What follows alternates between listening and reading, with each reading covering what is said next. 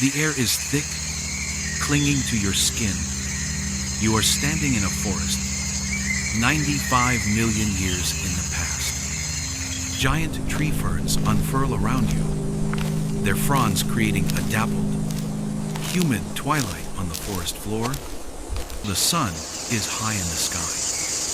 The air hums with the buzz of unseen insects and the distant calls of strange, bird-like creatures. But beneath it all, a deeper sound begins. A vibration that you feel in the soles of your feet before you hear it. A rhythmic, earth-shaking thump. Thump. The thrumming grows louder, a deep bass note that vibrates in your chest. The ground shudders with each beat. This isn't the sound of a predator. It's too slow, too impossibly heavy. It's the sound of geology in motion. Through a gap in the colossal conifers, you see it. First, just a leg. It is a column, a pillar of flesh and bone wider than a redwood tree, covered in a mosaic of tough, pebbled skin. It moves with a deliberate, almost graceful slowness, planting itself on the ground with a force that sends ripples through the soil. Your eyes follow the leg upward, past a knee the size of a small car, to a body that eclipses the sky. This is Argentinosaurus huinculensis. Its back is a vast, living plateau nearly 4 stories high, a walking building that stretches longer than 3 school buses. Its name is a tribute to its home, the lizard from Argentina. The reality of this animal is more astounding than any myth.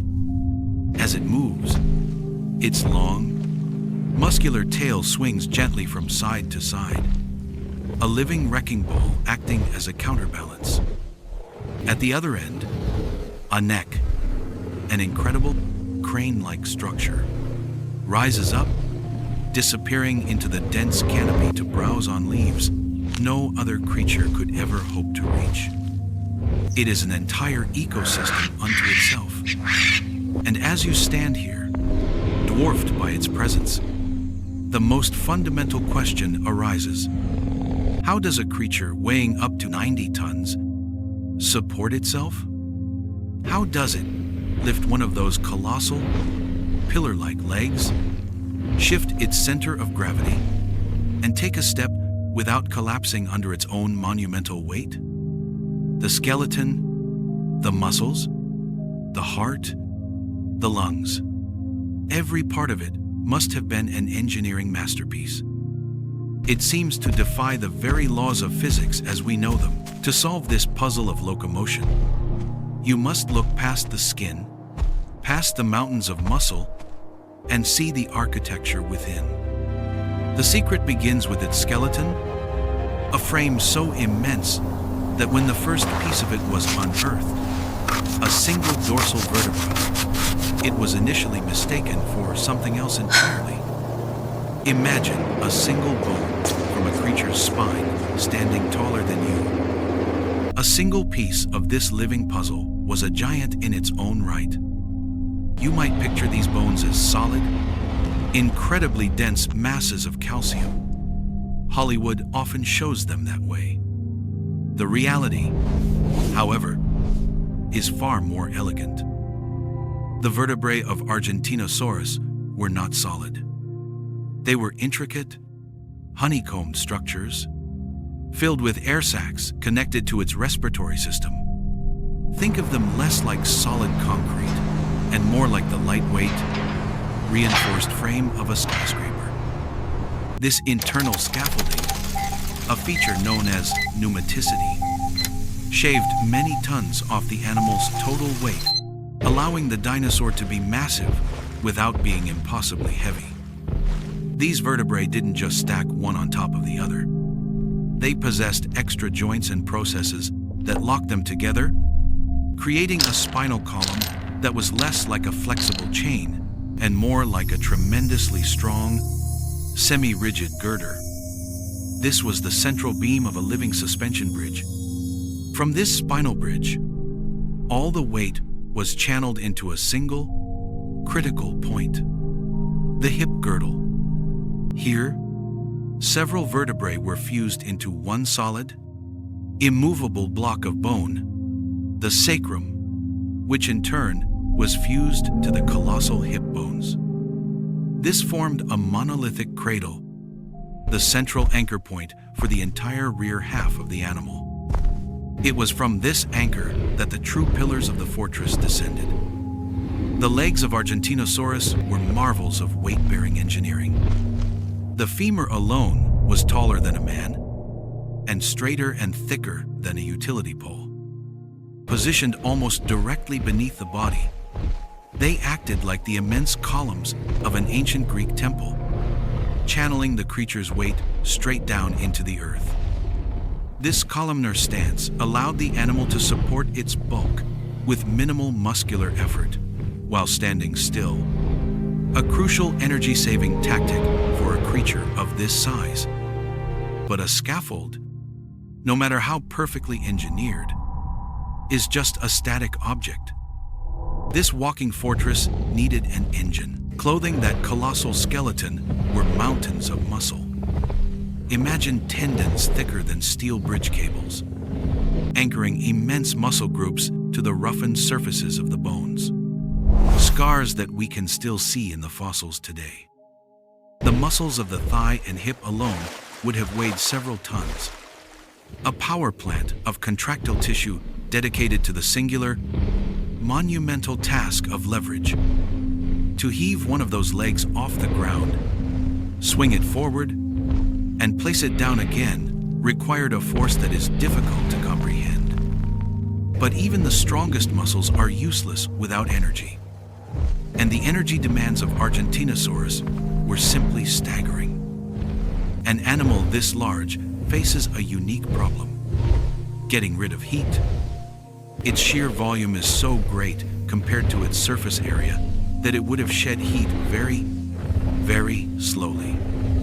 Its own bodily functions, especially digestion, would have created a tremendous amount of warmth. It was, in essence, a walking furnace. This phenomenon, known as gigantothermy, means it likely maintained a stable, warm body temperature without needing the frantic metabolic rate of a smaller warm-blooded animal. Its engine didn't run hot and fast like a race car. It ran with the slow, steady, unstoppable thermal power of a moving continent. To fuel this internal furnace, you now watch its head, swaying gently at the end of that incredible neck, 70 feet in the air. It is not a delicate eater. Its teeth are not for chewing. They are simple, peg-like structures arranged like the tines of a rake. It clamps its jaws onto the branch of a giant conifer and simply pulls its head back, stripping away hundreds of pounds of tough, fibrous needles, cones, and bark in a single motion. It swallows the load whole, with barely a pause. There is no time for chewing when you need to consume thousands upon thousands of calories every single hour just to break even. The food travels down that impossibly long esophagus to its true power plant, a gut so vast it was likely the size of a small room. Inside this churning, cavernous fermentation vat, bacteria and microbes would work for days to break down the tough plant matter, aided perhaps by gastroliths, stomach stones the dinosaur swallowed to help grind its food. This process released a slow, steady torrent of energy and generated immense heat, powering the entire colossal machine. The Billion-Calorie Engine is running. Now, how does it use that power to move? With its internal furnace burning bright, the creature decides to move. The process begins not with a sudden step, but with a subtle, almost imperceptible shift. You watch as tens of thousands of pounds of body mass leans slowly to one side, transferring the load onto the two columnar legs on its right. The muscles in its left hip and thigh, now unburdened, begin to contract. You can see them bunching under the thick hide, a ripple of geologic force. There's a deep, groaning sound, not of pain, but of immense mechanics. The sound of tendons the size of tree trunks pulling on a femur taller than you are. The leg lifts. It doesn't snap up. It rises with a slow, inexorable majesty. The massive, padded foot clearing the ground by only a few feet. As the leg swings forward, you witness a breathtaking display of dynamic balance. The creature's enormous tail, a 50-foot rudder of muscle and bone, swings gently away from the lifted leg. Simultaneously, the long, graceful neck may shift slightly in the opposite direction. It's the same principle a tightrope walker uses with a balancing pole, but executed on a scale that almost defies belief. They are essential instruments in the symphony of its walk, constantly making minute adjustments to keep the creature's center of gravity perfectly poised over its planted feet. A miscalculation of even a few inches could lead to a catastrophic, ground-shattering fall. The swinging leg reaches its apex and begins its descent. For a moment, 80 tons of animal is balanced on just two legs. Then, the foot comes down. The impact isn't a sharp crack, but a deep, resonant boom that you feel through the very marrow of your bones. The ground shakes violently. This is possible only because of the foot's design. It isn't a rigid, bony structure, but a broad, fleshy cushion, much like an elephant's foot, but exponentially larger. This pad absorbs and distributes the colossal impact forces, preventing the leg bones from shattering under the strain of each step. Then the process repeats. A ponderous shift of weight, the gathering of muscle, the slow lift, the counterbalance of tail and neck, and the seismic placement of another foot. It's a slow, rolling, 4-beat gait, a rhythmic and hypnotic progression. This was not a creature built for speed. Its top speed was perhaps a brisk walking pace for a human. Its gait was a masterclass in energy conservation, designed for endurance, for crossing vast plains and forested basins in search of the next meal to fuel its impossible biology. As the great creature continues its rhythmic, earth-shaking walk, you realize it is not alone. Through the giant fern forests, others emerge.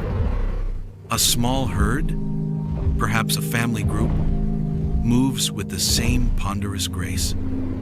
The ground is now in a state of constant, rolling tremor, but from deep, infrasonic rumbles that they use to communicate. Sounds too low for your ears to properly hear, but that you feel as a pressure wave passing through your body. A flicker of movement at the edge of the clearing catches your eye. It is large, sleek, and powerfully built, with a head full of blade-like teeth. And it is not alone. A pack of Mapusaurus has arrived. These carnivores are giants in their own right, but they are utterly dwarfed by the adult Argentinosaurus. They move with a predatory intelligence, fanning out, their eyes fixed on the herd. As the sauropods evolved to be larger and larger to escape predation, the predators evolved to be bigger, stronger, and perhaps even smarter. The adult herbivores shift their immense bodies, forming a defensive wall around a younger, smaller individual. A huge tail, a weapon capable of shattering bone, sweeps low to the ground in a clear warning. The hunters are patient, Looking for a moment of weakness? A single mistake. It is a standoff of unimaginable scale. A clash between the largest land predator and the largest land animal of all time. The echoes of this primeval conflict have long since faded, leaving behind only silent, fossilized bone. When the first fragments of Argentinosaurus were found, they were a whisper of this lost world. A puzzle that hinted at a biological machine operating on a scale beyond all expectation. Its discovery didn't just give us a new dinosaur. It fundamentally stretched the boundaries of what we believed was possible for life on Earth. It helped transform our image of sauropods from slow, swamp-bound animals into highly successful, dynamic creatures that dominated their environments for millions of years. The story of how Argentinosaurus walked is more than just a lesson in biomechanics. It's a testament to the sheer, magnificent power of evolution.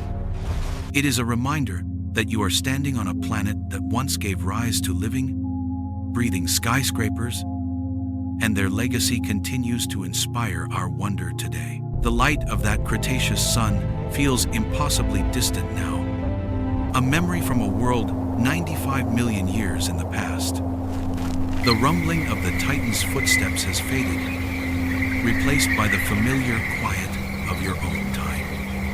Yet, the bones remain, resting deep within the earth, holding the secrets of that majestic, slow-motion ballet.